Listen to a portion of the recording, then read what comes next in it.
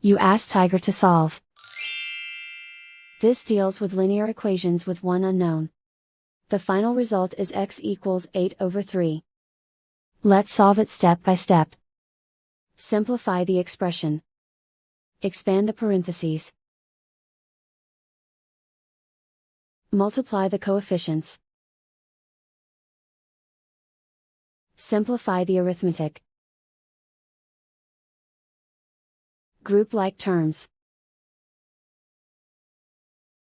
Combine like terms.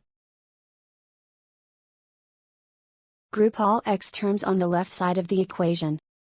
Subtract 2x from both sides. Group like terms. Simplify the arithmetic. Group like terms. Simplify the arithmetic.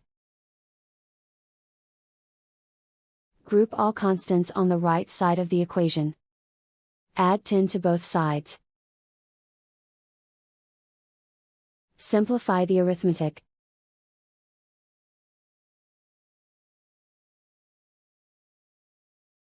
Isolate the x. Divide both sides by 3. Simplify the fraction. And so the final result is x equals 8/3.